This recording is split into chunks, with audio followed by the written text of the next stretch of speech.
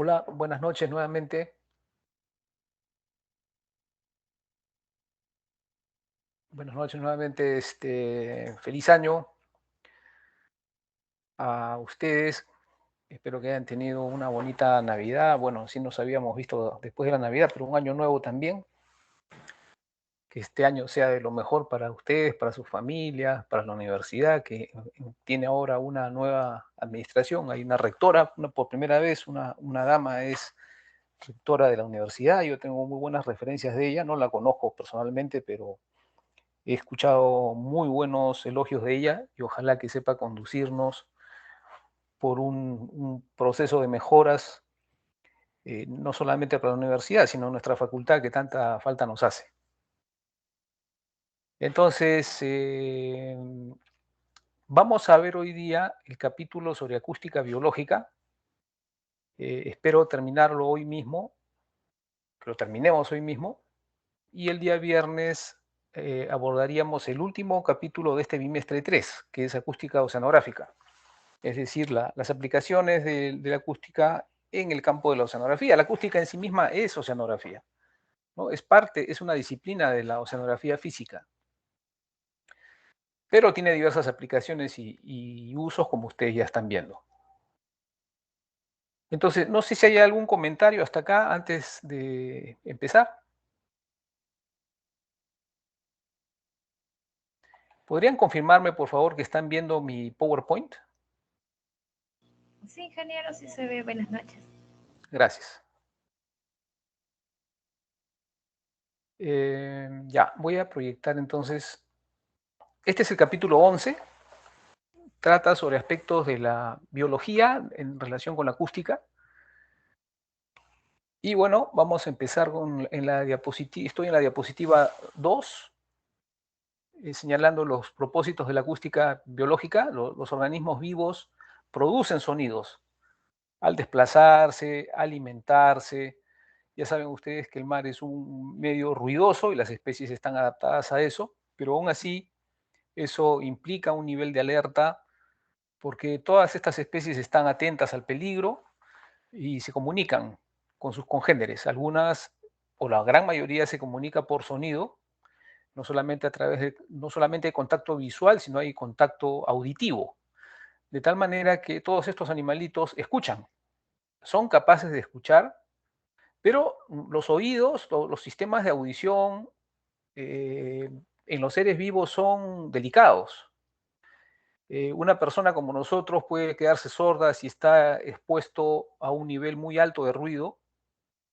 Hay incidentes de rotura de tímpanos y cosas así por ruidos excesivos, o por lo menos hay una disminución de la capacidad auditiva bajo ciertas condiciones, ¿no? Cuando hay personas que han estado expuestas, o también peces, cualquier organismo vivo que ha estado expuesto a bajas frecuencias y de alta intensidad, como las explosiones, generan daños, no necesariamente letales, pero sí a menudo producen daños permanentes.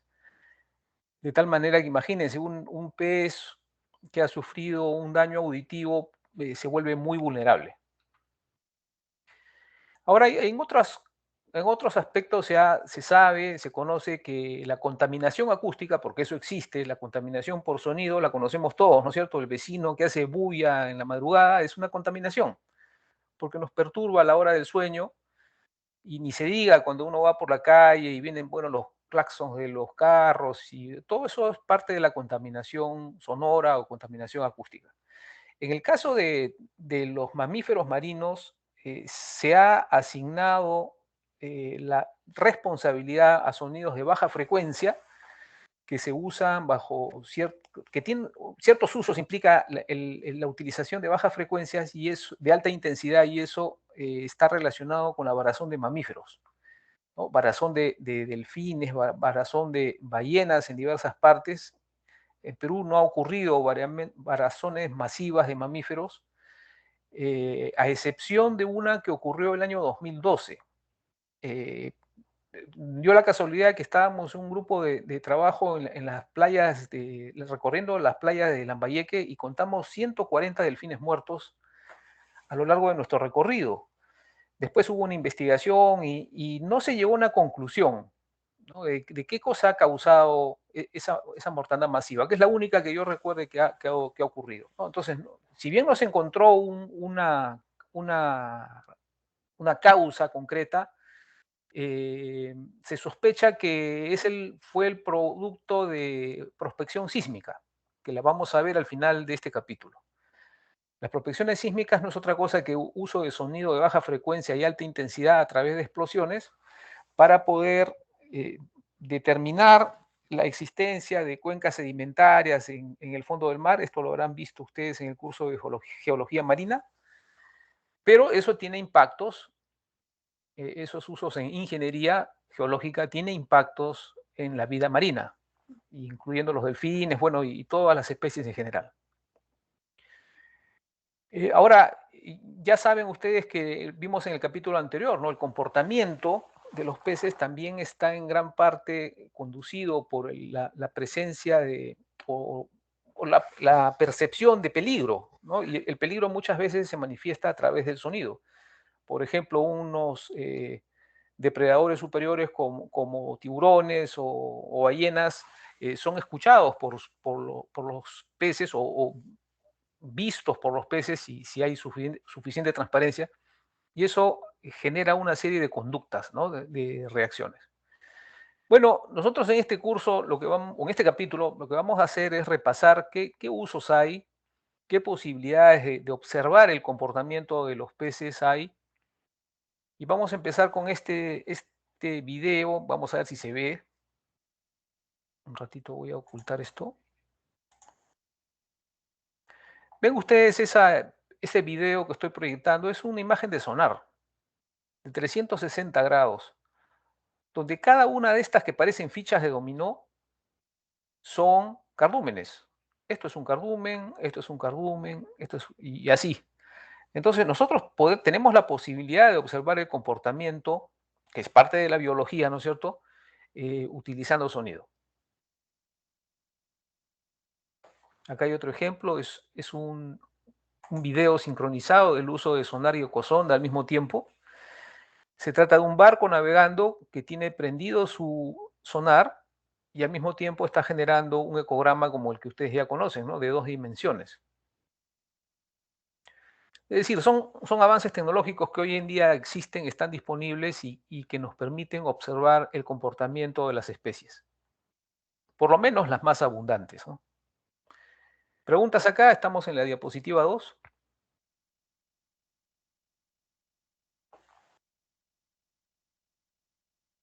Seguimos entonces a la diapositiva 3. Bueno, ya saben ustedes que los peces al nadar, al desplazarse, generan ruidos. Algunos peces generan ruidos también eh, a través de la vejiga natatoria, cuando liberan aire. Hay algunos crustáceos que generan sonidos muy agudos.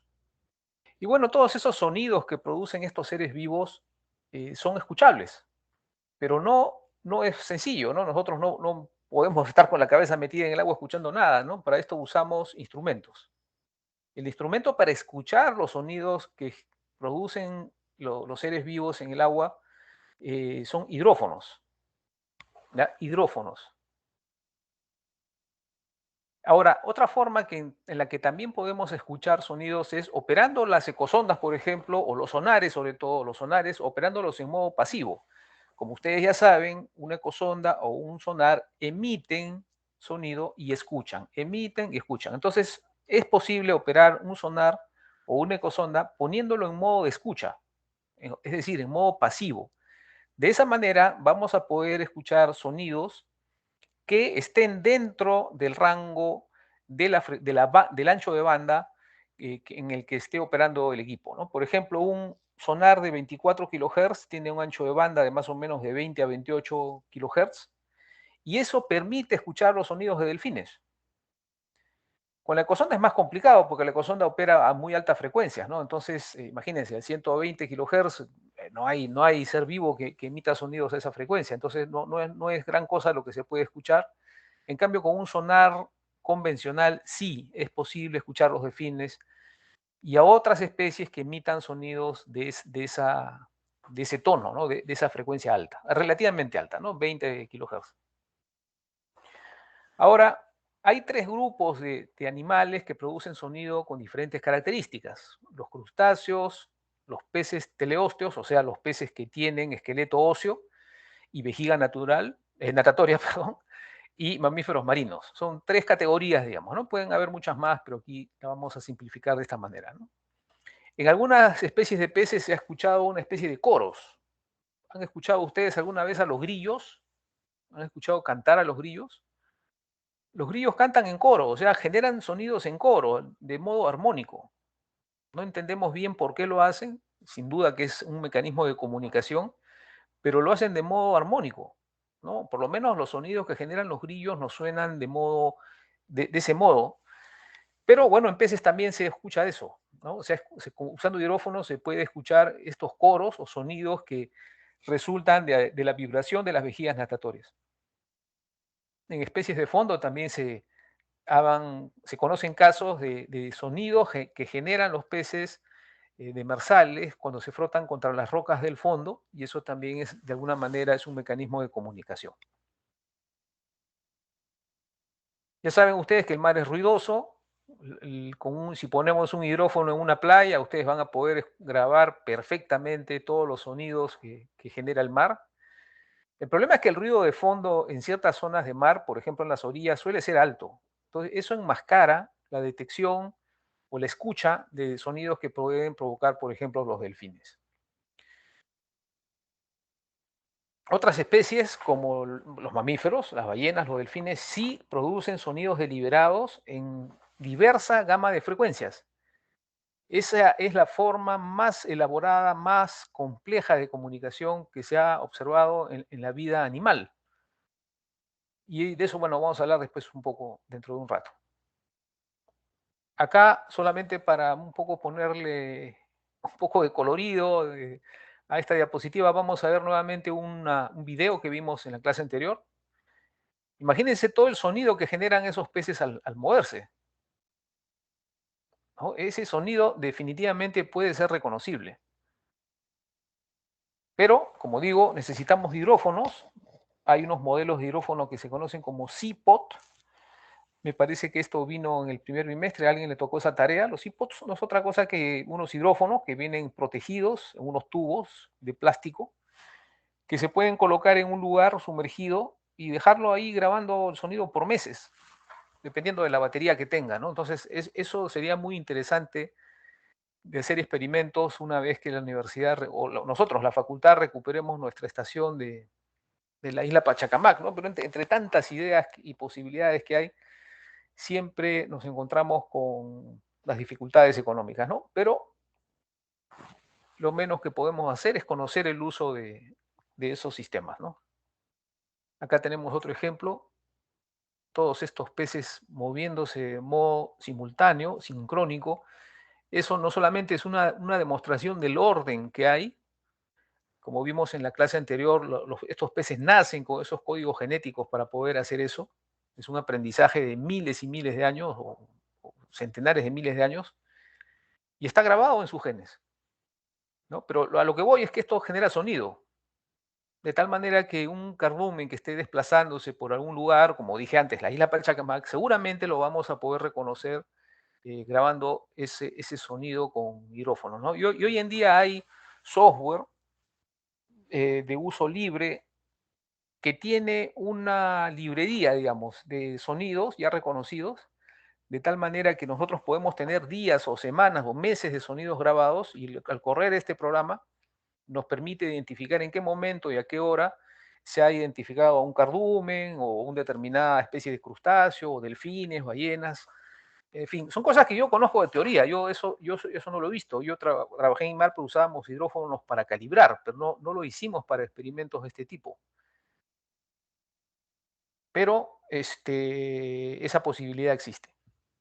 Preguntas acá, estamos en la diapositiva 3.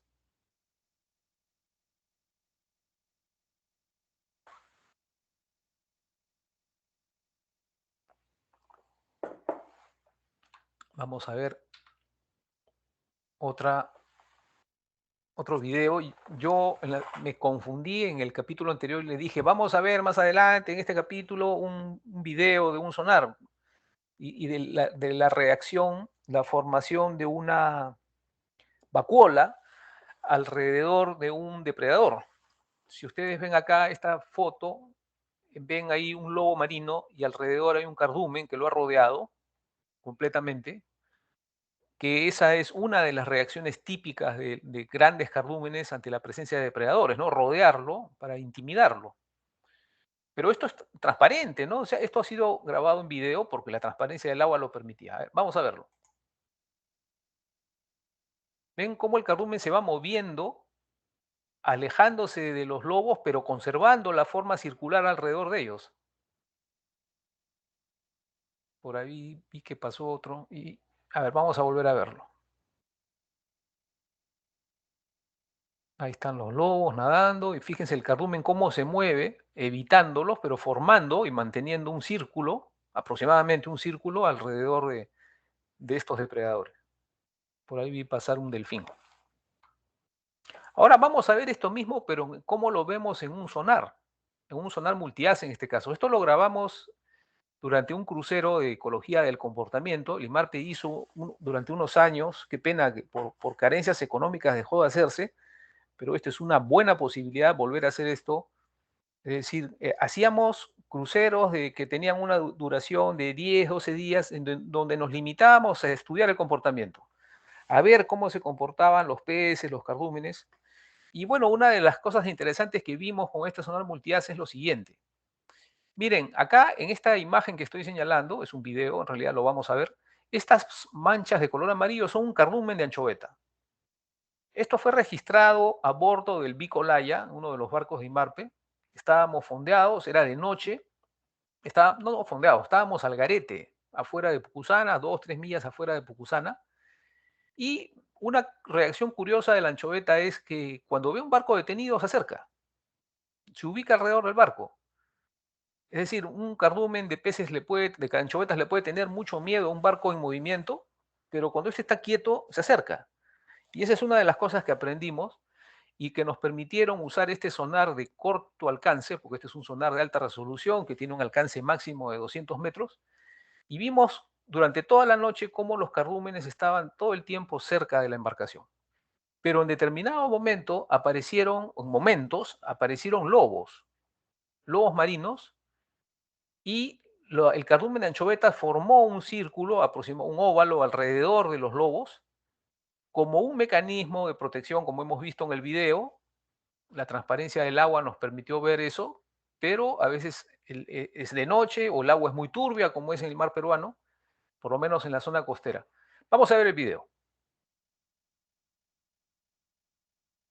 Ahí está el cardumen moviéndose ligeramente y en determinado momento, miren, donde estoy poniendo el cursor, se genera un movimiento y aparece un lobo en el medio, un punto brillante aquí. Ven que aparece un punto brillante, miren el círculo que se forma alrededor. Y acá hay otro lobo más. Es decir, el cardumen de anchovetas reacciona y forma un círculo, no perfecto, ¿no? Alrededor de los lobos. Y eso que era de noche y todo lo demás. Vamos a volver a verlo.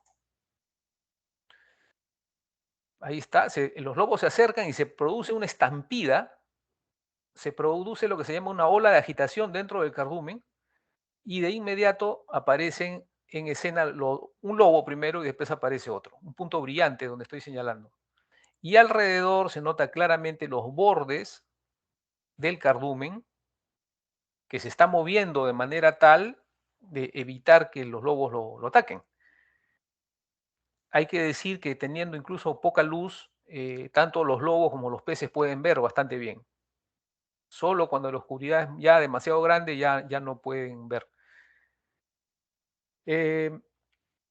No sé si hay preguntas hasta acá. Quiero aclarar que ya está en Teams la carpeta de este capítulo 11, incluyendo estos videos. Estos videos están ahí en la carpeta y otros más. Y también hay unas 3 publicaciones sobre el daño que el sonido le puede causar a los peces, ¿no? Pero me refiero al sonido de alta intensidad, como vamos a ver más adelante en este mismo capítulo. Pero volviendo a estos dos videos, ¿hay alguna pregunta? El mensaje aquí es que lamentablemente la transparencia del agua en el mar peruano es limitada, o de noche la transparencia es nula pues en todas partes, ¿no? Pero el sonido, perdón, el agua es transparente al sonido, sea de día o de noche, nosotros podemos ver cosas que de otro modo no podríamos. Ese es el mensaje detrás de este título, ¿no? El agua es transparente al sonido. Vamos a ver este otro video entonces, donde hay un cardumen, ahí una ballena pasó y le metió un mordisco de hieno al cardumen, ¿no? Pero otra cosa que hay que decir respecto a esto es que los cardúmenes también se cansan. Yo he tenido, bueno, cualquier pescador, ustedes le pueden preguntar, cualquier pescador de cierta experiencia puede darles fe a ustedes de que cuando un barco de pesca detecta un cardumen y trata de encerrarlo, no debe hacer eso de inmediato. El capitán de un barco lo que hace es se acerca al cardumen, ve cuál va a ser su reacción y si se comienza a moverlo, comienza a seguir, a seguir, a seguir. Y los peces se mueven a velocidad en ese momento, ¿no? Porque claro, detectan el peligro y tratan de escapar, pero también llega un momento en que se cansan, los peces se cansan, y esa es una habilidad, digamos, de un patrón poder determinar en qué momento ya el cardumen está rendido, ¿no? Cansado, con la lengua afuera, por así decirlo, y entonces es el momento ya de lanzar la red al agua. Yo sospecho que más o menos eso es lo que ocurre en este video. Miren, voy a volver a proyectarlo, ¿no? Miren, el cardumen casi no reacciona frente al ataque de la ballena. Eso no es posible, o sea, probablemente ese cardumen ya había venido siendo acosado, ¿no? Por la ballena y miren la cantidad de aves que habían ahí también, ¿no? Todos estos son depredadores superiores que están tratando de meterle un mordiscón al cardumen. Entonces, en realidad no la tienen fácil los depredadores superiores, no la tienen fácil. Los peces se defienden. ¿Ya? Entonces, su defensa tiene un límite, pero el gasto de energía que por lo general hacen los depredadores superiores para alimentarse es grande. Vamos a ver acá un video, otro video grabado en otro crucero IMARPE. Miren esta mancha roja que está acá, es una ballena. Esto lo grabamos a bordo de un barco del IMARPE que se llamaba el SNP2, que después le cambiaron de nombre a Luis Flores Portugal. Y esto fue navegando cerca de Callao. Estábamos navegando con el sonar multiaz orientado hacia una banda, si no me equivoco era la banda de babor, en sentido paralelo a la superficie, y apareció nadando en la superficie una ballena. Y la grabamos. Y bueno, grabamos todo, ¿no? Esto lo que vamos a ver es solamente un videoclip de los muchísimos que grabamos durante esa semana que estuvimos navegando y observando el comportamiento de las especies. ¿Ya? Vamos a verlo. Ahí está. Miren, a la velocidad normal de transmisión del sonido está la ballena está nadando junto al barco, bueno, digamos, está a unos 10 metros del barco y esa mancha roja que ven es la ballena. Y eventualmente podemos ver cómo se mueve, ¿no? Y acá da aletazos, ¿no? Y genera burbujas y acá aparece un cardumen. Y cuando aparece un cardumen, la ballena sale de escena, probablemente se ha profundizado para atacar desde abajo. Esa misma imagen la vamos a ver ahora ese mismo video lo vamos a ver con mayor velocidad para que se aprecie mejor el movimiento de la ballena. Vamos a verlo nuevamente. Ahí está la ballena. Y miren ahí cómo patea en la superficie, digamos, ¿no? Da un coletazo, digamos, para tomar impulso. Y porque ha visto al cardumen, ¿ya? Ha visto al cardumen, ya saben, los mamíferos emiten sonido de modo activo. Probablemente no lo ha visto con sus ojos, pero sí lo ha con su sistema de detección acústica. Y ahora aquí con mayor velocidad se puede ver, ¿no? Con más claridad cómo la ballena se mueve en la superficie, da un coletazo y trata de acercarse al cardumen.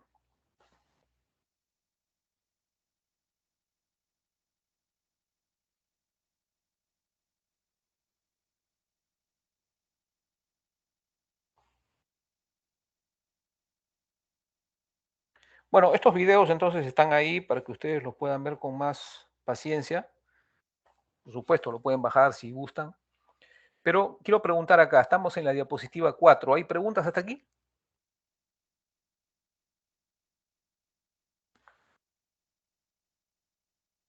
Ya, entonces no hay, seguimos. Vamos a repasar brevemente el tema de los oídos, ¿no? El órgano de la audición en los peces. Aquí tenemos la vista lateral de un pez, tomado de un libro o publicación de Frisch and Stetter de 1932. Entonces se muestra la ubicación del oído dentro de la cavidad craneana por encima de las agallas. Acá están las agallas del pez y arriba, esto que estoy señalando, todo esto es el órgano auditivo.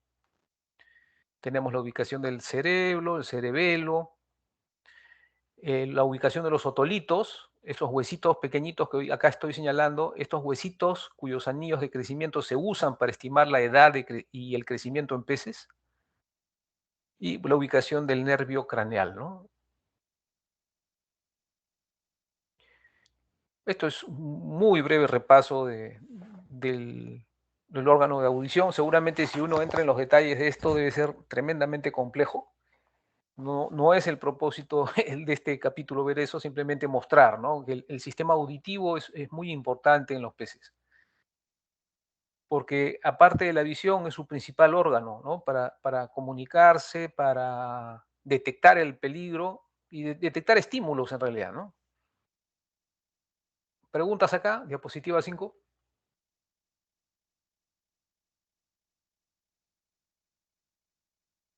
Perdón, ¿me puede contestar alguien si me está oyendo? Sí, ingeniero. Sí se lo escucha. Ah, ya, Sí, gracias. ingeniero. Nadie dice nada, yo digo, de repente no, yo estoy solo en la sala. Ya, vamos a continuar ahora. Vamos a ver qué cosa es un audiograma.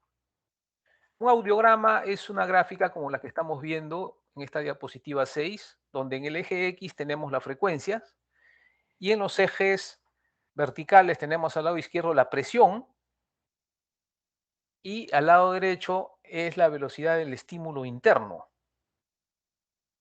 Es decir, qué tan rápido es capaz de reaccionar cada una de las especies que ahora vamos a revisar. Por ejemplo, la langosta. Miren, la langosta acá está en color rojo. La langosta genera sonidos en un rango de frecuencias muy baja, de 0.01 a 0.1. Es decir, en acústica se bromea y se dice que las langostas son sordas, ¿ya? Porque son capaces de emitir estos sonidos de alta intensidad, miren, altísima presión. Estos son milipascales, 100.000 milipascales es altísimo. Entonces, ¿qué necesidad tiene una especie de producir semejante nivel de sonido? Es porque se bromea y se dice que son sordos, ¿no? Para que tengan que hacer esa intensidad de sonido. Pero bueno, debajo de eso están los salmones, o alguna especie de salmón. Los salmones generan un rango de frecuencias de 0.01 kHz a 1 kHz. Y con una presión acústica o intensidad acústica intermedia. Luego tenemos otro pez llamado el pez soldado, no sé cuál es el nombre científico de esto, yo lo he tomado de algún libro, que no recuerdo ahora, y tenemos que su rango de frecuencias va de 0.01 a poco más de 1 kHz. Y sus niveles de presión, de emisión de presión del sonido, intensidad del sonido es menor, ¿no? De 10 a 100 milipascales. Luego está otro pez grande, ¿no? El bacalao. El bacalao tiene un rango de emisión de sonidos de 0.1 a 10 kHz, ¿no? Y con presiones relativamente bajas. Y luego tenemos a un delfín, al delfín nariz de botella. Miren qué compleja la forma de la señal de sonidos que puede emitir, desde poco más de 1 kHz hasta 100 kHz.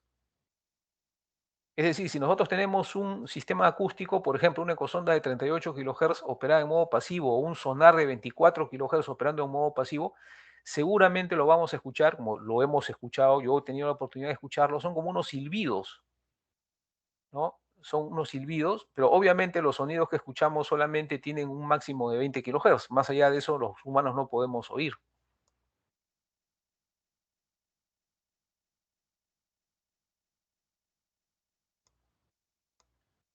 ¿Qué más hay acá? Bueno, otra vez reiterar de que los peces emiten ruidos para comunicarse, pero también usan sus oídos, perdón, los oídos no son para comunicarse, los oídos son para escuchar. Los sonidos se producen con la vejiga o a través del desplazamiento del mismo del pez, ¿no? Los oídos son para escuchar. Y bueno, y también para detectar el peligro, para escuchar a los congéneres y también para detectar el peligro.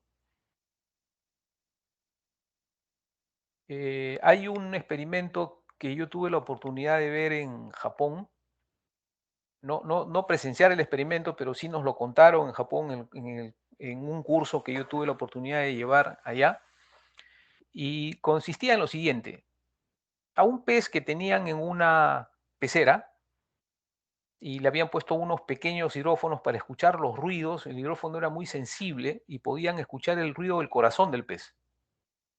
¿Ya? El asunto es que lo lograban, podían hacerlo. Entonces hicieron un experimento para comprobar si los peces sienten o no dolor.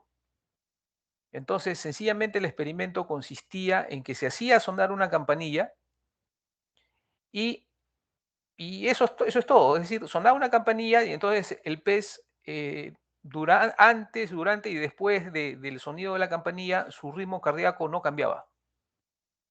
Ya lo hicieron varias veces, el pez como que se acostumbró a eso, pero introdujeron un cambio. Es decir, inmediatamente después de que sonaba la campanilla, eh, generaban un flujo de corriente eléctrica en el agua y de esa manera generaban dolor en el pez. De tal manera descubrieron que cada vez que sonaba la campanilla, el ritmo cardíaco del pez aumentaba. Era como que sabía que luego de la campanilla venía el dolor, ¿no? Entonces, esa es una demostración no solamente de que los peces se escuchan, sino una demostración de que sienten dolor. No sé si hay preguntas hasta acá. Ingeniero, una consulta con respecto al último comentario acerca del experimento de los peces y el dolor. El dolor que usted indica que le están infligiendo al pececito no era propio, o sea, del mismo sonido, solamente era un tipo como de condicionamiento, ¿cierto? Claro, no era sonido, claro, no era sonido. Eh, era, Entonces, una, esos era un cartelitos estanque. que Sí, vemos en los acuarios donde dicen no tocarlos a las peceras porque lastimas a los peces, ¿sería falso? No, o sea, no se debe tocar las peceras por no generar un estímulo, un fastidio en los peces, ¿no? Los peces también se estresan, los peces pueden dejar de comer por estar estresados, se enferman por estar estresados.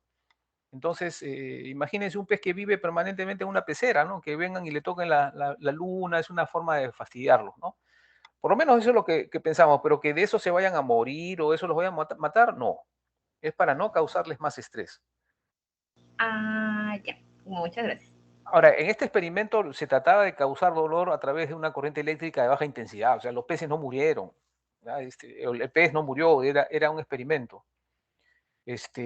Pero si se trata de causar dolor con sonido, también se puede, ¿no? Pero el caso es que en este experimento no se hizo eso, no se hizo eso.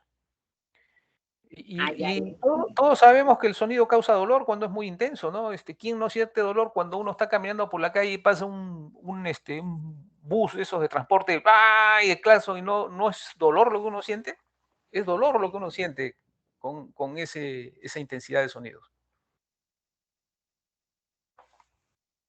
Muchas gracias por la explicación. No hay de qué. A ver, no sé si hay otros comentarios o preguntas. Ya, si no hay, pasamos al siguiente. Vamos a hablar de acá de ultrasonido infrasonido. ¿Se acuerdan lo que hemos visto en el capítulo 2 o 3, 3 me parece? Vimos lo que era ultrasonido e infrasonido, ¿no? Ultrasonido son los sonidos por encima del umbral de audición de humanos, es decir, sonidos que están arriba o por encima de 20 kHz. Y el infrasonido es lo que está por debajo de 20 hercios. El ser humano no puede escuchar sonidos por debajo de 20 hercios. Es más, creo que solo los niños son capaces de escuchar sonidos bajos, ¿no? Es decir, una persona adulta pues no escucha de 20 a 20.000 hercios, escucha desde 60 o no sé, 40 a 16.000 hercios, ¿no? Entonces, eso de 20 a 20.000 es relativo. Pero, en fin, en teoría esto es así, ¿no? Entonces, el rango de audición está en general entre 20 y 20.000. Entonces, se sabe, de hecho, que muchas especies emiten sonidos de ultrafrecuencia que no podemos escuchar, pero sí podemos detectar acústicamente. Es decir, nosotros podemos modular los sonidos que capta un hidrófono para poder escucharlos. Porque imagínense, si un salmón emite sonidos de 30 kHz y lo grabamos con un hidrófono, no lo vamos a escuchar. Nuestros oídos no tienen capacidad para eso. Lo que sí podemos hacer es manipular la señal y reducirla y hacerla audible. Eso es otra cosa. ¿Ya? Eso es otra cosa. De hecho, nosotros en este curso estamos usando sonidos que no podemos escuchar. Sonidos de 38, 120 kHz, como los que ustedes van a empezar a usar en su tarea de este bimestre, son sonidos que no podríamos escuchar. Para poder escucharlos, se modula la señal para mostrarlo como un gráfico. Es decir, nosotros estamos viendo el sonido. Es curioso, ¿no? Estamos viendo el sonido, porque está en un rango que no podemos oír. Y hay que modularlo de alguna manera, o transformarlo, mejor dicho, hay que transformarlo de alguna manera para poder entenderlo. En este caso vamos a ver un video de una cámara acústica. Se le llama cámara acústica no porque tenga video, sino porque la resolución que tiene es tan alta que pareciera que fuera video. ¿Ya? Lo que van a ver es imágenes de un video multiaz ARIS. ARIS, a alguien le tocó este tema en el capítulo 1, no, perdón, en el de tarea del bimestre 1. Vamos a verlo. Miren, ahí hay dos peces. Miren, eso es sonido. Estamos viendo el sonido, ¿no? Entonces, ahora, estos son sonares de corto alcance, ¿no? Es interesantísimo ver el comportamiento de los peces, ¿no? Con este tipo de sonar de alta frecuencia que los peces no pueden oír, y sin embargo, con este sonido los podemos ver. Si nosotros tuviéramos que escuchar ese sonido sería imposible. Primero porque es de una frecuencia que no podemos escuchar. Y si pudiéramos, no podríamos entender. En cambio, transformando ese sonido en imagen, en video, como estamos viendo, es como podemos ver cómo acá hay dos peces que están nadando, uno junto al otro, ¿no es cierto? Están seguramente buscando comida, tranquilitos. Bueno, y buscando en internet, pues hay multitud de esta clase de videos. Y en Perú, lamentablemente, no hay ningún sonar de ese tipo, ninguna cámara ARIS. Hemos tenido, sí, sonares multiaz traídos a prueba.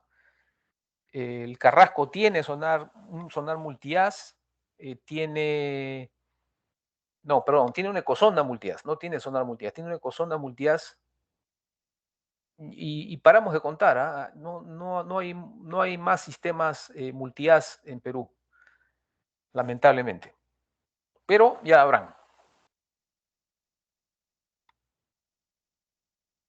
Entonces nosotros hemos hecho experimentos, ya mencioné que detectamos una ballena, ya vimos el video, un video de muestra, en realidad tenemos horas de esas grabaciones. Esa ballena estuvo 2 horas a nuestro lado nadando junto a nosotros hasta que se aburrió y se fue. Y estábamos usando un sonar multiaz de 455 kHz, muy alta frecuencia.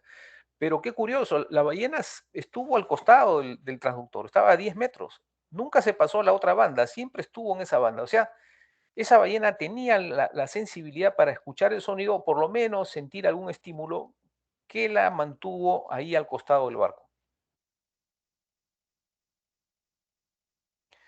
De otro lado, se sabe que especies como los tiburones son capaces de percibir muy bajas frecuencias, ¿ya? Y eso, en teoría, esto yo lo sé, yo no lo puedo comprobar, no he tenido esa experiencia, pero aparentemente los tiburones son atraídos por esos sonidos de baja frecuencia. En tanto que los peces teleósteos, o los peces que tienen un esqueleto óseo, los evitan. Bueno, son pequeñas particularidades, ¿no? Del comportamiento de las especies. Vamos a ver ahora un video de una red de cortina que está tendida. Fíjense, estoy señalando más o menos la ubicación aproximada de la cortina. Y acá vamos a ver un cardumen que está acá. Vamos a ver qué hace el cardumen cuando se aproxima a la red de cortina. ¿Qué pasó? Uy, ¿qué pasó? No funcionó. No sé, algo ha pasado con el video. No se mueve, es como que Sí, durar un a mí, poco más. a mí tampoco, o sea, no, probablemente el códec, no tengo el códec adecuado para verlo, pero bueno. Recuerden que en la carpeta de este capítulo están todos estos videos, ¿ya? Y otros más. Bueno, el asunto es que este cardumen comenzó a acercarse a la red de Cortina, llegó a estar en contacto con la red de Cortina y se retiró. Es decir, el cardumen vio a la red, intuyó que no debía estar ahí y se alejó. El cardumen más o menos siguió esta trayectoria, ¿no? Vino por acá, llegó a la red y se fue por el otro lado. O sea, intuyó que no iba a poder pasar, vio el peligro o simplemente lo identificó como un obstáculo y bueno, y decidió apartarse. Esta clase de cosas son posibles de ser observadas con estos sistemas multifrecuencia. Comentarios acá, estamos en la diapositiva 7. No, ingeniero. Ya, continuamos entonces, vamos a hablar ahora de sonar biológico. Ya mencioné algo de esto, ¿no? Los mamíferos tienen un sonar activo. Es decir, todos los peces, todos los organismos que tienen movilidad propia en el mar tienen oídos, escuchan. Y muchos de ellos emiten sonidos, pero ninguno lo hace de la manera tan activa como lo hacen los mamíferos.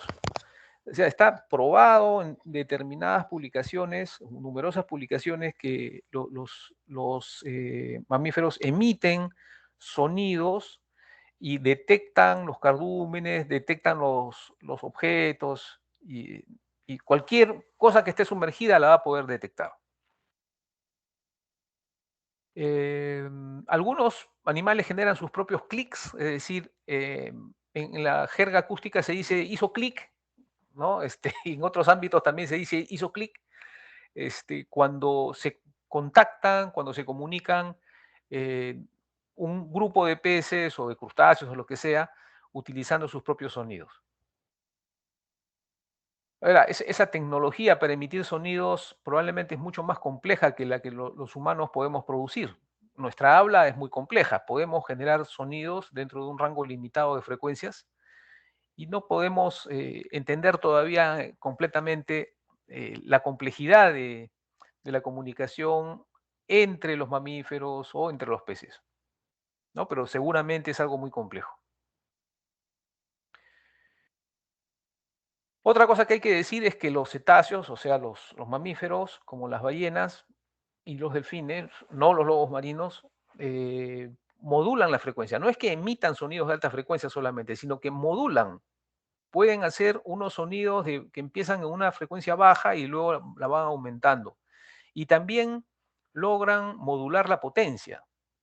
Es decir, pueden emitir sonidos de baja intensidad y de alta intensidad de modo modulado, y eso sugiere la existencia de que hay gritos, susurros, silbidos, ¿no? Diversos tonos dentro de este complejo sistema de comunicación que de modo natural han desarrollado con la evolución estas especies. De todas maneras, nuestro nivel de incertidumbre todavía es alto, es decir, me refiero al conocimiento científico sobre cómo se producen los sonidos, o sea, la manera como se producen los sonidos, eso es fisiología del sonido, eh, que se atribuye a varios órganos, no solamente a la vejiga natatoria. Eso todavía está es un área todavía muy oscura del conocimiento, pero es algo que seguramente poco a poco a lo largo del tiempo se va a ir revelando. Bueno, termino haciendo una precisión, ¿no?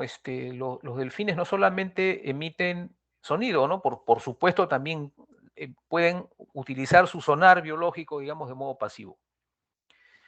En calamares se sospecha que algo de esto hay. Los calamares son unos bichos muy voraces, pero también muy inteligentes. Actualmente son una especie que ha sacado ventaja de la característica del Pacífico Sur, en donde ustedes saben, la zona mínima de oxígeno es muy superficial Y eso está relacionado con una disminución de especies como el jurel, caballa, merluza, atunes. Y al mismo tiempo que se ha dado esa reducción, ha habido un incremento masivo de la biomasa de calamares, aprovechando ciertas características de su fisiología. Los calamares pueden nadar o permanecer por lo menos en la zona mínima de oxígeno por largo tiempo, durante horas, y uno dice, ¿cómo un calamar que puede llegar a ser tan grande y su consumo de oxígeno debe ser muy alto, cómo así ha desarrollado la capacidad de estar en la zona oscura, sin oxígeno? ¿No? ¿Qué características fisiológicas tiene que le han permitido eso? Bueno, la respuesta es que no lo entendemos bien todavía, pero que lo hacen, sin ninguna duda. Y probablemente los calamares simplemente estén quietos en la zona mínima de oxígeno, ¿no? Quietos, o moviéndose muy lentamente, ahorrando oxígeno. ¿Y por qué están en la zona mínima de oxígeno? Están porque ahí está la comida. En la zona mínima de oxígeno es donde hay más alimento, porque ahí están los peces mesopelágicos, están los eufausios, está el zooplancton gelatinoso y todo eso le sirve de alimento. Vamos a ver acá un video. Este es un video de una ballena nadando. Claro, la transparencia del agua, muy, muy lindo el video, ¿no? Pero la verdad es que normalmente no es así, ¿no? En el mar peruano, por lo menos, el agua es turbia, ¿no? Difícilmente se obtendrían imágenes de esta calidad. A cambio de eso tenemos sonido, ¿no? Que podemos, no con esa resolución tan alta, pero podemos llegar a captar estos movimientos de las ballenas, como ya hemos visto en un video anterior. En el caso de calamares, se sospecha que tiene también unas capacidades especiales auditivas. No quiero decir que tengan un sonar activo como el de los mamíferos, pero alguna característica de estas han de tener cuando son capaces, incluso de noche, de ir tras sus presas. El video que vamos a ver es un video que grabamos a bordo del Vico Laya, y estábamos navegando afuera de Cerro Azul, más o menos a 20 millas de la costa, y teníamos el sonar multiaz, acá representado por este triángulo, orientado paralelo a la superficie. Y esto que ven acá en colores son jureles. ¿Cómo sabemos que son jureles? Sabemos porque los pescamos. Entonces, acá vemos un cardumen que está cerca de la superficie y de repente aparecen desde abajo hacia arriba unos calamares gigantes. Vamos a verlo.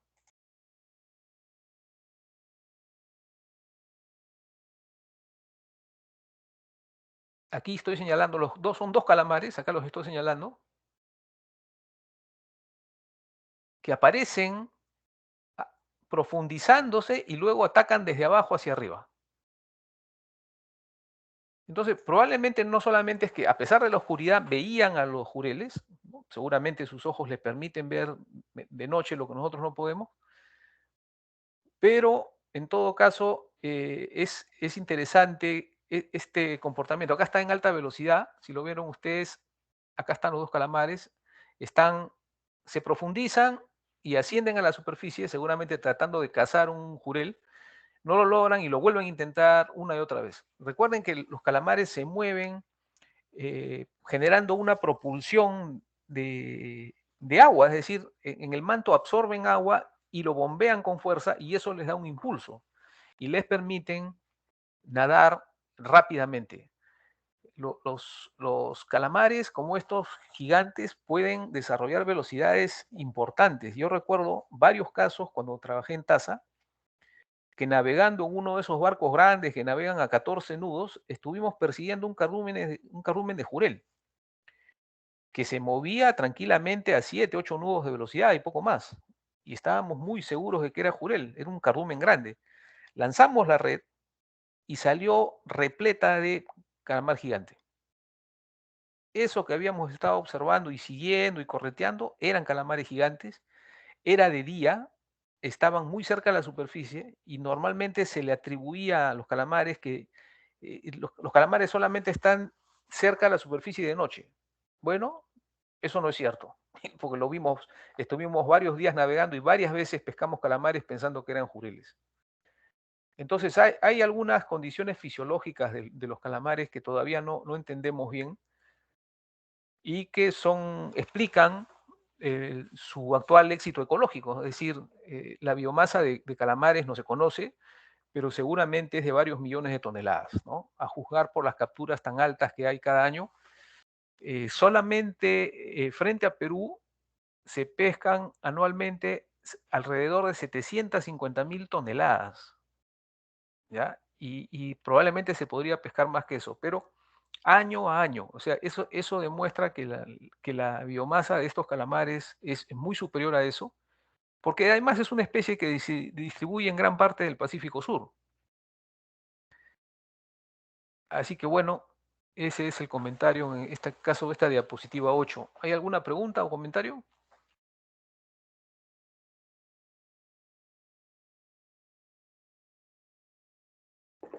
Todo claro, ingeniero.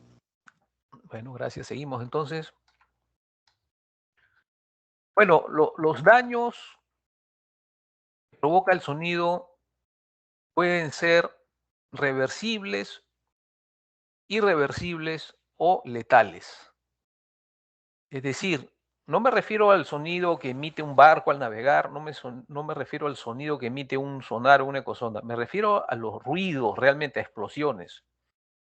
Ustedes deben saber que lamentablemente acá en el Perú persiste una mala práctica en, por parte de algunos malos pescadores artesanales que usan dinamita para pescar, ¿no? La dinamita destroza, mata. Entonces, usarlo como método de pesca es un crimen contra el ecosistema porque no solamente mueren los peces objetivo que el pescador quiere o que este mal pescador quiere, sino muere todo lo demás. ¿Ya? Muere el fitoplancton, muere el zooplancton, mueren las conchas de abanico, en fin, todo lo que esté en la zona se va a morir o va a tener daños seguramente irreversibles. Entonces, ¿por qué hace daño un sonido de alta intensidad? Una explosión, como la que mencionaba de dinamita, porque una explosión es una liberación súbita de una gran cantidad de energía. Esa energía se propaga a gran velocidad y a eso se conoce como una onda de choque.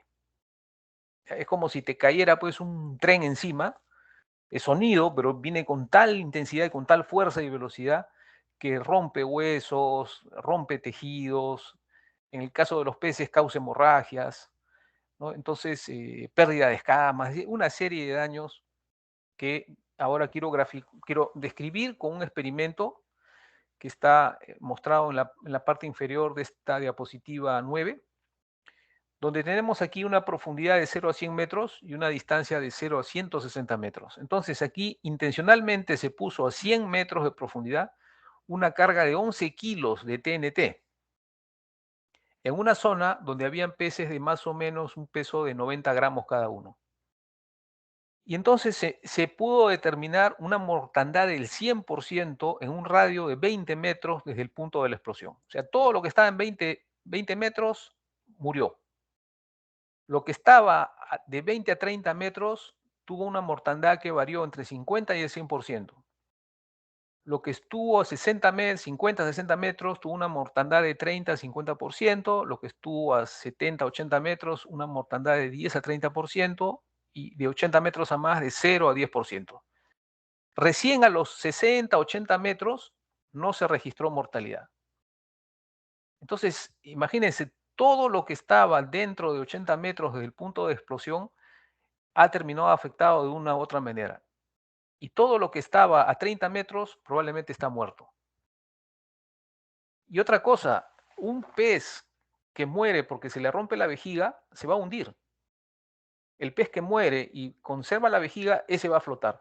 Ese es el pez que el pescador rescata, el que flota. Y los que terminan con la vejiga rota se van al fondo y no son extraídos. Entonces, estas son tecnologías destructivas que no se deben utilizar. Como ya mencioné y vamos a ver al final de esta diapositiva, de este capítulo, está sucediendo porque las prospecciones sísmicas se hacen con otros propósitos, pero están generando algunos daños que, bueno, eso es materia de regulación. Mejorar las regulaciones y la manera como se conducen estas prospecciones sísmicas para que no se generen estas mortandades masivas. ¿Preguntas acá? Diapositiva 9. Seguimos entonces, si no hay... Acá hay un diagrama de una onda de choque. Ya, la voy a explicar, fíjese, en la figura del lado derecho, acá tenemos una explosión, esa carga de TNT que vimos, por ejemplo. ¿Qué genera esa explosión? Primero que la explosión genera un incremento súbito de la presión interna en la zona de la explosión. Entonces acá, fíjense, en el diagrama superior que estoy señalando, hay un incremento súbito de la presión. Es decir, hay una expansión de la zona en donde se ha producido la explosión y se genera una burbuja. Aquí está. Esa explosión genera gas. Esa burbuja, digamos, que se genera, va creciendo en tamaño y en velocidad, arrasando con todo. Es como si chocaras contra una pared. Te cae un tren que va, ¡brum!, te lleva de encuentro. Eso es exactamente el efecto de esta explosión y a eso se le llama onda de choque. Una vez que esta onda de choque alcanza su máxima presión, porque al final la presión interna del agua de mar, la presión interna del océano contiene a la burbuja y la comprime. Fíjense, aquí está representada la burbuja comprimida, pero una vez que la burbuja equilibra su presión con la presión interna del océano, se genera otro pulso. Es decir, se vuelve a expandir. Es como si hubiera una segunda explosión. Y así sucesivamente hasta que la energía se extingue. Y para esto pueden pasar varios segundos. Ya, este es el diagrama de cómo se genera una onda de choque, que es sumamente dañina, pero también debo decir que los peces no son tontos. Es decir, un pez a la primera explosión sale volando, o sea, no se va a quedar a esperar ahí en la segunda, ¿no? El problema son las especies que no tienen la misma movilidad, ¿no? Los huevos, las larvas, el zooplancton, todo eso queda destruido. Y eso sí se pudo comprobar en el caso del año 2012, que les mencioné. ¿Se acuerdan? El verano del 2012 hubo una mortandad masiva de delfines en la costa de Lambayeque y resulta que en esos días, en los días previos, había habido una prospección sísmica en la zona. Entonces, probablemente estos delfines no murieron del saque, o sea, no murieron de una explosión, sino quedaron dañados. Y poco a poco fueron muriendo y se fueron varando, ¿no? Entonces, pero en esa zona sí se encontró con muestreos de zooplancton, se encontró ictioplancton destrozado, o sea, huevos y larvas destrozados, zooplancton destrozado, ¿no? Como producto de estas explosiones, de estas ondas de choque. Entonces, yo no estoy queriendo decir que las prospecciones sísmicas se deban prohibir, lo que se debe hacer es regularlas, ¿no? Y llevarlas a cabo de una manera tal que se minimicen sus impactos y que en todo caso se paguen compensaciones, ¿no? En el caso de que hayan daños. Es decir, pagos económicos, se entiende, como que pueden ir a un fondo de investigación, ¿no es cierto? Un fondo que investigue temas de repoblamiento y cosas de este tipo. Lo que sí merece nuestra oposición absoluta es el uso de dinamita en la pesca, ¿no? Esa dinamita además es de uso ilegal, o sea, nadie puede tener dinamita en su poder en Perú, salvo las minas formales, nadie más tiene permiso para poseer dinamita, eso es un delito. Y a pesar de que algunos pescadores han sido detenidos portando dinamita, que alguien les ha vendido de modo ilegal, no se ha logrado todavía cortar de raíz esta mala práctica. ¿Preguntas hasta acá? Estamos en la diapositiva 10. Con respecto a la pesca con dinamita, ¿en qué zonas usted considera de que hay un mayor uso de la misma? Porque francamente he Bueno, visto algunas noticias, pero no muy seguido. ahí la carpeta de este capítulo en Teams, ahí van a ver una publicación del IMARPE. Ya, yo creo que ahí precisan eso, pero a mí me parece, de lo que recuerdo, que se usa en toda la costa. Ya, no estoy diciendo que todos lo hagan, no, lo hacen unos pocos, pero lo hacen en gran parte de la costa. Son malos pescadores que tienen malos amigos, ¿no? Que tienen malos contactos entre los mineros informales, que usan dinamita, que obtienen en el mercado negro y que, bueno, se han dado cuenta que que pescar con dinamita es eficaz, pero es sumamente dañino, ¿no? Y no es casualidad que entre los pocos detenidos que se ha logrado capturar por la policía, principalmente en la región de Ica, resulta que estos malos pescadores eran en realidad mineros informales, que en el tiempo en que no tenían trabajo se iban a pescar usando dinamita. Entonces, eso merece pues la mayor sanción legal posible para desalentar el uso de estas prácticas destructivas, ¿no? Entonces, no tengo entonces una respuesta concreta, pero me parece que se da en gran parte de la costa. Bueno, Gracias, Pedro. no hay de qué. Vamos a continuar porque ya me va quedando corto el tiempo. Ah, no, ¿qué hora son? No, son 20 para las 10, todavía tenemos media hora. Estamos bien. Bueno, en la diapositiva 11 estamos viendo otro diagrama del primer impulso. Esto es cultura general, esto no va a venir en el examen, por supuesto, pero que es bueno que lo sepamos porque este curso de acústica es básico o esencial, digamos, para la gente que trabaja en geología marina, por lo menos desde la perspectiva de la acústica, ¿no? Y tengo que decir con mucho orgullo y alegría que en este momento el BAP Carrasco navega hacia la Antártida y a bordo está a cargo de la Oscar investigación Anco, acústica Oscar Anco y el Stephanie oso. Galvez. ¿No? Ambos de Villarreal, y no es casualidad que sea así, porque solo en nuestra facultad se enseñan las teorías de propagación del sonido. Otras universidades, otras carreras de ingeniería pesquera tienen un curso de acústica, digamos, instrumental, ¿no? Pero con este nivel de detalle, modestia aparte, creo que eso hace que tengamos como profesión, por lo menos desde la FOCA, un vínculo con la geología, ¿no? Entonces, ya veremos qué novedades nos traen Oscar y Stephanie, y ojalá que esto sirva también para que para el próximo año, hacia el mes de julio, este año, ¿cuál otro año? Este año, hacia el mes de julio, agosto, podamos presentar una propuesta de investigación para el Carrasco, ya desde la facultad, ya no desde el INGEMET, porque Oscar y Stephanie están yendo por el INGEMET, y yo esperemos que podamos presentar un proyecto desde la misma FOCA. No solamente, no me refiero a geología marina, me refiero a acústica del plancton, ¿no?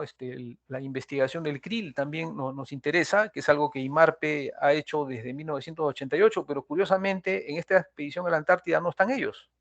El IMARPE no participa en este caso, lo cual a mí me llama mucho la atención, no alcanzo a entender por qué, pero ese vacío lo hubiéramos podido llenar nosotros si se nos hubiera comunicado oportunamente esta circunstancia, pero la verdad es que no lo supimos. Pero en fin, eso es anecdótico. Volviendo al tema, aquí vamos a ver esta gráfica de presión en el eje vertical. En el eje de ordenadas tenemos la presión acústica, ¿no es cierto? La intensidad de sonido que se genera con una explosión. Y en el eje el eje X, tenemos el tiempo. Entonces, fíjense que en determinado momento la presión es cero, pero se genera una liberación de energía, esto es la explosión, y la presión se vuelve máxima.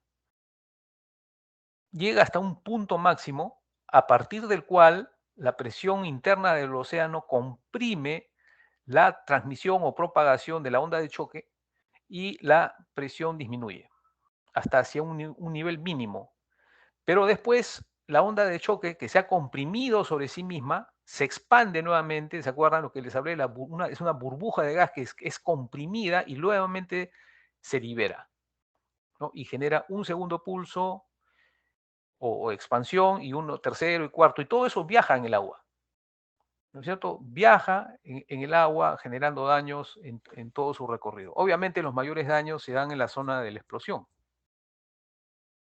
Entonces acá hay una serie de parámetros que no hace falta describir, como digo, esto no va a entrar en el examen, es solamente cultura general, pero que es necesaria para que se entienda bien cómo se da este proceso de la onda de choque. Yo no he encontrado en español una traducción para la expresión rarefaction, que está acá. Esto se refiere a la compresión de la burbuja cuando alcanza su máxima expansión, es comprimida por la misma presión interna del océano, la hace comprimirse, y a eso se le llama una rarefaction. Yo le llamaría una contracción. ¿Ya? Una contracción de la burbuja, pero después, cuando la presión se equilibra, nuevamente la burbuja vuelve a expandirse, y eso explica por qué hay, en este ejemplo, dos picos, ¿no? Uno más grande que el otro, pero hay dos picos de máxima presión, ¿no? Aquí donde estoy señalando y aquí. ¿Preguntas hasta acá? Estamos en la diapositiva 11.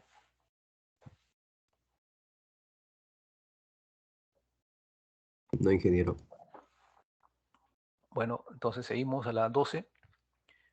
Acá vamos a ver rápidamente algunos estudios. Y bueno, en la carpeta del curso, ya saben ustedes, hay algunas publicaciones sobre esto.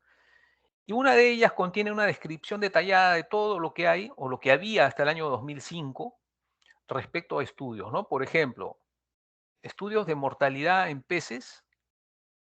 Tenemos el caso de Yelverton y colaboradores de 1975, que estudió el efecto de estas explosiones en guppies, en truchas, bueno, en fin, una serie de especies, ¿no? que han sido dañadas por explosiones. También, bueno, por lo visto este Yelverton y colaboradores son expertos en varias especies, ¿no? Han estudiado la mortalidad que causa las explosiones, también el daño físico que causan, o los daños que causan en el sistema auditivo. En este caso tenemos a Hastings, tenemos a Macaulay, Enger, en fin, ahí están las referencias bibliográficas para quien quisiera profundizar en este tema. Acá hay otro conjunto de datos. Por ejemplo, los cambios permanentes en umbral auditivo, no hay datos, o sea, no hay estudios sobre esto. Por lo menos al año 2005 no lo habían. Después, cambios temporales en la capacidad auditiva, no hay mucha data disponible. Hay algunas evidencias de Smith, y Popper, y Clark, y Skolnick, y Young, etc. También hay estudios de cambios en el comportamiento como consecuencia de la exposición a estas explosiones, por ejemplo, Wardell y colaboradores. También hay estudios sobre los efectos sobre huevos y larvas. Acá tenemos a Banner y Hayat, Kostiuchenko, Buman y colaboradores, etc. Y otros temas relacionados al efecto de estas explosiones sobre los peces y crustáceos. Bueno, acá están los otros autores, ¿no? Skalski, Engas y Lokeborg, etc. Estamos en la diapositiva 13. Acá seguimos con otros estudios que están contenidos en la publicación, una de las publicaciones que está ahí en la carpeta de este capítulo. Tenemos otros temas como la muerte inmediata, la muerte tardía, es decir, no es la muerte inmediata, sino la que se da días después o momentos después de la explosión. Tenemos estudios sobre el daño físico, daños al tejido auditivo, pérdida de la audición, efectos en el comportamiento. A nivel local solamente tenemos en Perú, me parece que esa publicación que está ahí del IMARPE, me parece que hay hasta otra más del IMARPE sobre este tema. Ahora estamos en la diapositiva 15, como cultura general. Vamos a ver simplemente cuáles son estos explosivos que se usan. Ya no digo para pescar peces, esa es una práctica que era común en el mundo hace mucho tiempo y ha sido erradicada en muchos países, pero como vemos en Perú todavía se sigue haciendo. Pero en temas de prospección sísmica, que es lo que vamos a ver después de esta diapositiva, tenemos que se usa o se ha usado la pentolita, la TNT, la pólvora negra, y luego vienen los cañones de aire comprimido. Ya no se usan explosivos, se usa aire comprimido. Aire comprimido a gran presión que es liberado de modo súbito. Eso genera exactamente el mismo efecto de una explosión. Y bueno, se usa a diferentes distancias.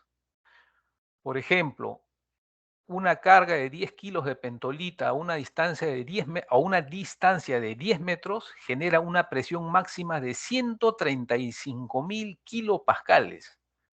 Imagínense eso, ¿no? Hay que multiplicar este 135.000 por 1000 y a eso sacarle 10 veces el logaritmo y eso nos daría, y eso elevado al cuadrado todavía, y eso nos daría la cantidad en decibeles de esta presión, ¿no? La presión acá está expresada en kilopascales, bueno, la podemos llevar a decibeles para tener una idea, ¿no? De eso seguramente es una cantidad grande. Bueno, y hay otras constantes, ¿no? La constante, por ejemplo, del tiempo, que es el tiempo que fluctúa entre un pico y otro de máxima presión. Esto está en microsegundos. Tenemos el flujo de energía en joules por metro cuadrado, 8.730 joules por metro cuadrado, una cantidad enorme. Y bueno, el impulso medido en pascales también aquí, son cantidades muy grandes. Bueno, acá tenemos el mismo caso para el TNT. El TNT en comparación, trinitrotolueno en comparación con la pentolita, pues es 10 kilos de carga, genera en comparación con la anterior la sexta parte, la quinta, no, ¿cuánto sería? La 12ª parte del anterior, ¿no? Y así, uno por uno, cada uno tiene su característica, ¿no? Pero como digo, hoy en día se usa aire comprimido que tiene una presión igual alta, pero menor que las anteriores, por lo tanto, es menos nociva y es la razón por la cual se usa hoy en día para prospecciones sísmicas. Preguntas aquí, estamos en la diapositiva 15. Seguimos entonces, esto también es cultura general. Acá tenemos unas ecuaciones para predecir las características de una onda de choque que se propaga en el mar, por ejemplo, si es el caso. Ojo que la sísmica también se usa en tierra, se usa en tierra firme también. En la selva, por ejemplo, para ubicar zonas donde se debe perforar para encontrar petróleo, se usan también métodos sísmicos. Se usan explosiones para poder generar ecogramas de la estructura del terreno y hallar grietas y zonas donde sea más fácil perforar y poder explorar si hay o no petróleo. Entonces, en este caso tenemos ecuaciones para la presión máxima, para el flujo de energía, para el impulso, para el tiempo, la presión mínima, en fin. Son una serie de ecuaciones que vemos acá. La W sub E es la carga en kilos del material que se ha usado, etcétera, etcétera, ¿no? Tanto para TNT como para pentolita. No hay necesidad de detallar eso porque no es nuestro tema. Yo lo muestro, siempre lo muestro como cultura general, digamos, por algo una información que por ahí podría ser útil, pero que no es el motivo central del curso. Estamos en la diapositiva 16. ¿Hay alguna pregunta o comentario? Seguimos entonces. Acá tenemos un diagrama de cómo es una explosión, ¿no? Imagínense, aquí tenemos el panel A, en la panel superior tenemos la superficie del mar y acá está el fondo del mar. Y acá tenemos una explosión que se da, digamos, a 40 metros, el fondo puede ser, no sé, 100 metros. Entonces, fíjense el efecto de espejo que además se genera, porque si una explosión se da a esa profundidad, acá tenemos entonces graficadas las trayectorias, ¿no? Parte de la onda de choque puede viajar linealmente, como está acá, hasta el punto A, y parte se puede reflejar en la superficie o en el fondo del mar, que ese es el propósito de una prospección sísmica, es hacer que se refleje en el fondo del mar para poder hallar una estratigrafía del fondo del mar. Entonces, además de que las explosiones en sí mismas pueden ser dañinas, imagínense, encima existe el efecto de espejo. En la gráfica inferior, bueno, ya hay un diagrama de presión correspondiente a la gráfica que está arriba. que muestra las variaciones que puede tener la presión en este contexto, ¿no? De reflejarse en la superficie y en el fondo, ¿no? Hay primero una disminución y luego hay otro incremento de la presión hasta que la energía se disipa a lo largo del tiempo.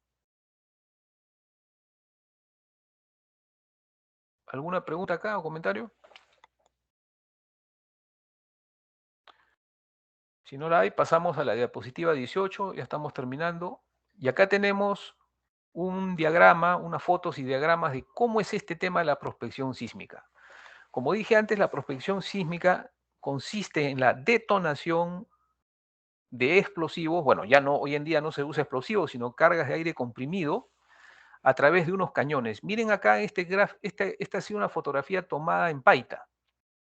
Este barco es un barco típico de los que realizan prospección sísmica. Y esto que tiene amarillo al costado son los cañones. Es decir, en el interior de estos tubos se realizan las explosiones. Entonces, todo este armatoste de tubos es arrastrado por el barco, como se muestra acá en la gráfica de la derecha de arriba. Ahí está el barco navegando. Y claro, el cañón de aire comprimido, los cañones de aire comprimido no se ven porque están sumergidos a una cierta profundidad, son arrastrados a una cierta profundidad. Pero en la superficie, fíjense, no se ve bien, pero hay una especie de cuerpos remolcados.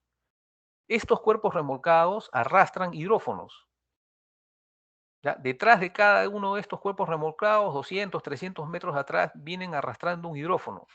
La idea es alejar los hidrófonos del barco lo más que se pueda para que puedan captar mejor los ecos que va a provocar la explosión.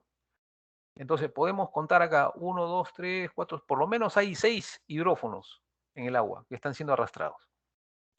Entonces, un corte vertical, que es lo que estoy mostrando abajo a la izquierda, ahí vemos el barco que está navegando, digamos, hacia el norte, y acá estamos viendo la popa.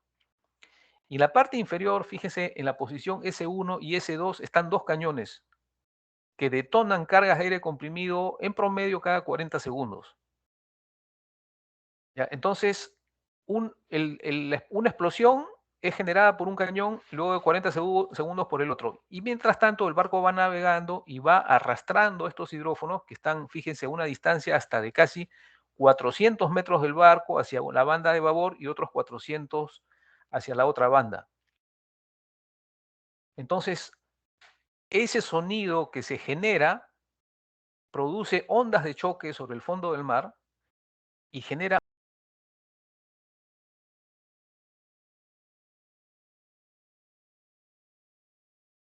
Ingeniero, su audio se ha apagado. Ingeniero, No se le escucha, ingeniero. Tiene el audio apagado, ingeniero. Pero, ¿cuánto tiempo ha pasado? Yo no lo he apagado, o sea, se ha apagado solo. sí, menos de un minuto. Ya, en todo caso voy a repetir toda esta diapositiva, ¿ya? De la prospección sísmica. Bueno, la prospección sísmica no es otra cosa que el uso de explosiones. Hoy en día aire comprimido, no se usa dinamita u otros como antes. ¿Ya? Es la detonación de cargas de aire comprimido con las cuales se busca generar muchos ecos sobre el fondo del mar para poder determinar cuál es su estratigrafía, es decir, si el fondo es rocoso, arenoso, pedregoso, hasta qué profundidad, y poder elegir en qué lugares perforar para buscar petróleo o gas. ¿Ya? Entonces, acá tenemos una fotografía de un barco típico de estos que hacen prospección sísmica. Es un barco enorme, ¿no? Esta foto fue tomada en la bahía de Paita. Y este armatoste amarillo que ven acá al costado son los cañones.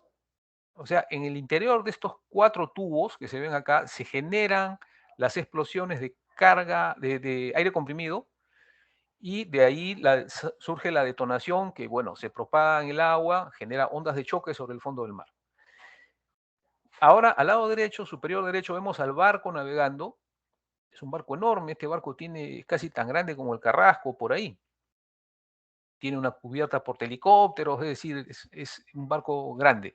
Bueno, el barco está navegando y miren que está arrastrando unos cuerpos remolcables. Estos cuerpos remolcables, a su vez, arrastran detrás a 200 o 300 metros detrás hidrófonos. Entonces, aquí hay por lo menos 6 hidrófonos. 1, 2, 3, 4, 5, 6, que son arrastrados del barco. Y hay otros más que no se ven. Ahora vamos a ver la gráfica de abajo a la izquierda. Acá en este diagrama vemos cómo este barco está navegando y nosotros estamos observando la popa del barco. Este barco lleva sumergidos los tubos con los cuales se generan las explosiones, están siendo arrastrados y sumergidos de manera tal que se genera una explosión cada 40 o 50 segundos, de modo alternado. En este ejemplo vemos dos cañones. Acá está señalado como S1 y S2. ¿Ya? Entonces, la S significa source, o sea, fuente 1 y fuente 2. Entonces, las detonaciones de estos dos que generan estos dos cañones, como decir escopetas, ¿ya? De aire comprimido, se alternan, uno y otro. Mientras uno detona, el otro se va cargando, ¿no? Y así sucesivamente. Entonces, el barco va navegando a baja velocidad, digamos, navega 4 o 5 nudos, despacio, y va arrastrando los hidrófonos que están ubicados, según este diagrama, hasta 380 metros desde un lado del barco y 380 metros al otro. O sea, por lo menos 500 metros de ancho tiene este barrido, y lo que se busca justamente es cubrir la mayor cantidad de área para poder tener un estudio sobre mayor superficie del fondo del mar. Entonces, estos puntitos blancos que estoy señalando son la ubicación de los hidrófonos. Entonces, todo ese sonido que se propaga con las explosiones, que son ondas de choque por la alta intensidad que tienen, rebotan en el fondo del mar y generan ecos que son captados por los hidrófonos en distintos momentos. Eso es lo que representan estas líneas amarillas, ¿no? Estas líneas amarillas que estoy señalando reflejan la trayectoria del sonido, ¿no? Una explosión llega al fondo, se genera un eco y llega a los hidrófonos en distintos momentos. Entonces, con toda esa información se generan ecogramas como los que vemos al lado derecho. De lo que se trata es de lograr que estos sonidos, que son de baja frecuencia, o sea, en realidad emiten altas y bajas frecuencias, pero son los sonidos de baja frecuencia los que penetran el fondo del mar y pueden determinar a cientos de metros debajo de la superficie cuál es la estructura de la corteza en ese punto. La idea es buscar lugares donde haya una menor densidad, donde sea más fácil poder perforar para buscar petróleo o gas. A veces se encuentran incluso agua. ¿Ya? Acá en este caso, por ejemplo, en este diagrama vemos, hay un lugar sedimentado, una cuenca sedimentaria, en donde aparte de la superficie hay una zona muy blanda. Hay una zona muy blanda, que es la que estoy señalando en color casi negro, y luego debajo vienen ya otros estratos de roca probablemente. Y bueno, con toda esta información los geólogos deciden o definen dónde deben perforar para tener mayor probabilidad de éxito, ¿no? Yo diría que tendría que ser sobre el lado izquierdo, ¿no? Pero no, yo no soy especialista tampoco en eso, ¿no? Pero esta es la idea, ¿ya? Esta es la idea, usar sonido para poder conocer cuál es la estructura sedimentaria o la presencia de rocas y otros obstáculos que pudieran dificultar la perforación de pozos, que es lo que se hace en la exploración petrolera o de gas, es perforar pozos en los lugares que aparecen más adecuados para poder tener mayor probabilidad de éxito, ¿no? Todo lo cual esto es muy costoso, ¿no? Es sumamente caro este sistema. Desde el barco mismo pueden imaginar lo que cuesta mover este barco, ¿no? Bueno, no sé si aquí hay preguntas, estamos en la diapositiva 18. Yo supongo que esto lo habrán visto también en el curso de geología, ¿no? Con Carmen San Román, no lo sé, pero sospecho que sí. Sí, ingeniero. Bueno, entonces vamos a seguir, ya estamos terminando. Bueno, un repaso de la contaminación sonora. Ya sabemos que el mar es un lugar ruidoso, las especies están habituadas, sin embargo hay límites. ¿Ya? Cuando el mar está muy movido, se genera tal turbulencia en la superficie que las especies que habitan en las capas superficiales se profundizan para evitar eso. Pero independientemente de eso, las actividades humanas en el mar deben incluir una medición de sus impactos, y eso incluye la pesca, por supuesto. Ya hemos visto que hay usos nocivos que deben evitarse. No es el único método prohibido de pesca que hay en el Perú, no solamente el uso de explosivos es dañino, hay otros métodos también que implican el sonido, el uso de sonido, por ejemplo el zumbador. El zumbador es un aparato construido de modo artesanal, es una especie de tubo, digamos, dentro del cual se coloca una vara que tiene una base que cubre la circunferencia del tubo, y eso, puesto en el agua y presionado continuamente, genera un sonido de alta intensidad. ¿Ya? Ese aparato construido artesanalmente, el zumbador que digo, está prohibido porque con él se busca espantar a los peces. Espantar a los peces en dirección donde están las cortinas tendidas, ¿no es cierto? Y eso se ha probado que es muy nocivo y por eso es que está prohibido. Es un uso depredatorio del sonido. Bueno, por otro lado, ya saben que los daños que genera el ruido son temporales o permanentes o letales, ¿no? De otro lado, también ya sabemos que los sonidos de baja frecuencia y alta intensidad son los que alteran los comportamientos y la fisiología de ecolocación de mamíferos como los delfines. Pero reitero que no solamente sonido de baja frecuencia, el sonido de baja frecuencia es malo si es de alta intensidad. Si no tiene intensidad alta, no veo por qué tendría que causar algún daño. Otro uso que no había mencionado antes, pero no tengo en este momento mucha información, aunque hay varias publicaciones, es el uso de los pingers. Es otra tecnología relativamente nueva. Son unos dispositivos que hoy en día se colocan en las redes de pesca. En Taza, por ejemplo, creo que todos los barcos están equipados con esos dispositivos que emiten sonidos, estos pingers, que generan un rango de frecuencias de sonido que mantiene alejados a los delfines. Mantiene alejados a los delfines, y eso es bueno, pues porque uno de los problemas que hay en las pesquerías de cerco es que los delfines son animalitos muy simpáticos y muy inteligentes, pero el asunto es que cuando caen en una red no saben salir. No saben, no saben salir. Y la verdad es que los delfines son capaces de saltar varios metros fuera del agua y sin embargo no escapan de las redes, ¿no? Entonces, ocasionalmente hay captura y mortandad de delfines por esta razón. Y una forma de reducir esa mortandad es este método de usar estos pingers, que como digo son dispositivos que generan sonidos de un tono o una frecuencia que los delfines no les gusta, ¿ya? Y por eso que se mantienen alejados del barco cuando está pescando. También estos pingers se han usado con lobos, se han usado con tiburones con relativo éxito. En el caso de los lobos, estos pingers, estos emisores de sonido que se usan, buscan emitir el sonido de las orcas. Los lobos tienen instintivamente un pavor a las orcas. En Perú hay orcas, dicho sea de paso, no son muchas, pero hay, y le tienen mucho miedo a las orcas, ¿no? Ustedes habrán visto videos de las orcas, son capaces de ir hasta la orilla del mar, ¿no? En busca de los lobos.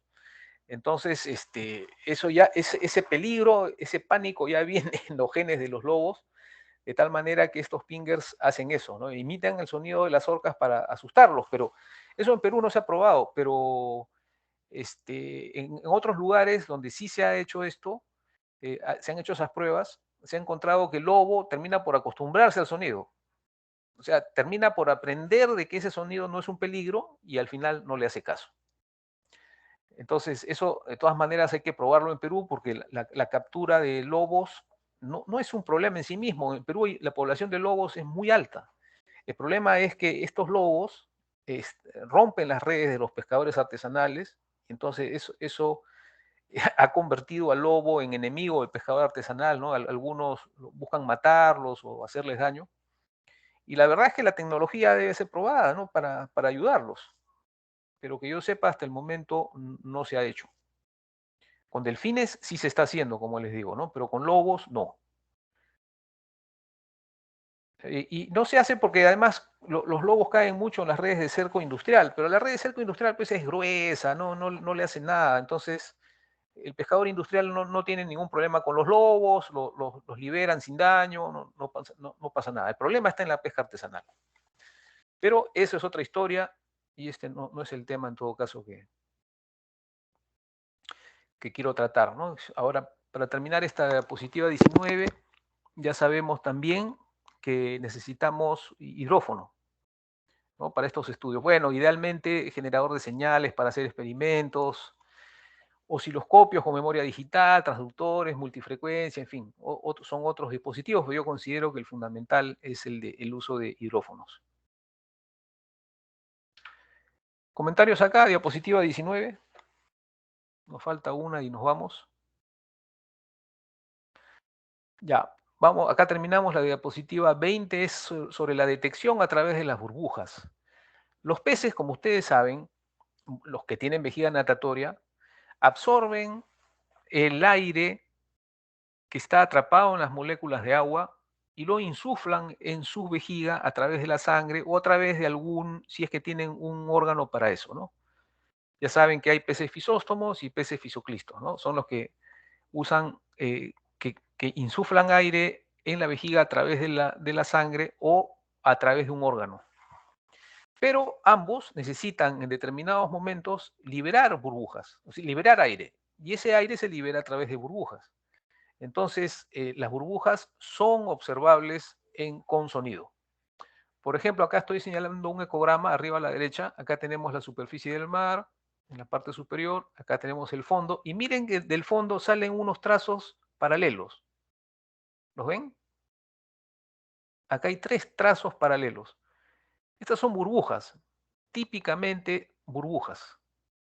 Estos son peces que están en el fondo del mar y que están liberando burbujas. Y de tal manera que podemos detectar la presencia de peces por las burbujas que liberan, ¿no? Acá también hay otro ejemplo de peces que están liberando burbujas.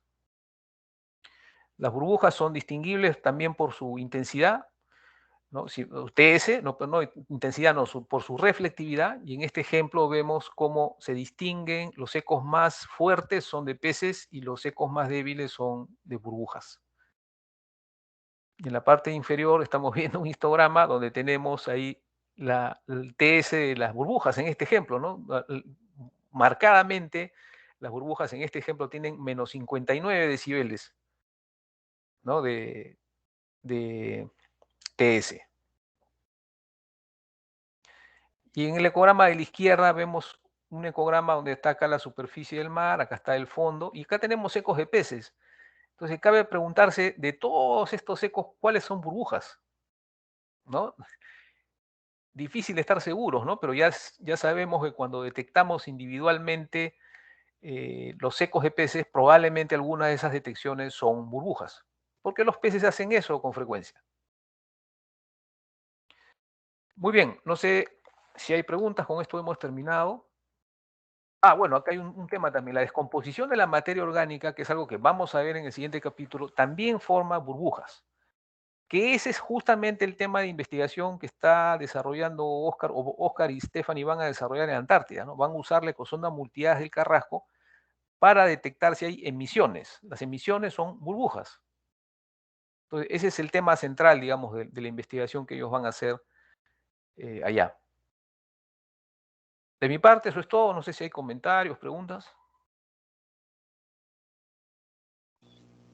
Y genera una consulta, disculpe, no es con exactamente respecto a la clase, sino con las fechas. Lo que pasa es que varios chicos me han estado preguntando por WhatsApp cuáles son las fechas de entrega. Y quería, por favor, confirmarle a ver si frente a todos ya una vez se escuchan. Usted me dijo, dígame. No, lo que yo les dije la vez pasada era que yo mismo no estaba seguro. Yo les digo una cosa, si el viernes logramos terminar el capítulo de acústica sonográfica, entonces ahí ya podemos poner fecha. Pero si no terminamos, me va a alterar todo el calendario. Entonces yo prefiero que terminemos el viernes, y si terminamos el viernes, el día miércoles haríamos ejercicios, ¿ya? Y las lecturas, la exposición de las lecturas o los trabajos encargados, lo que ustedes prefieran, mejor las lecturas primero, para que tengan más tiempo con los trabajos encargados, se empezaría a hacer a partir del próximo viernes. O sea, hoy estamos, el viernes día 7, a partir del viernes 14. Pero como digo, mejor esperemos a pasado mañana, a estar seguros de que hemos terminado el capítulo de oceanografía, y ahí ya podemos fijar fechas. Listo. Muchas gracias, ingeniero. Ya, entonces yo me despido. Ya saben que el capítulo está en la carpeta de Teams, así que de ahí lo pueden bajar. Y para cualquier consulta, pregunta, bueno, ya saben, en cualquier momento por WhatsApp o por correo. Listo. Muchas gracias, ingeniero. Cuídese, que tenga buenas noches. Feliz año nuevamente.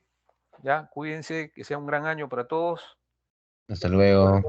Familias. Chao, nos vemos el Feliz viernes. año, ingeniero. Cuídese. Gracias, gracias. Gracias, ingeniero. Chao, chao.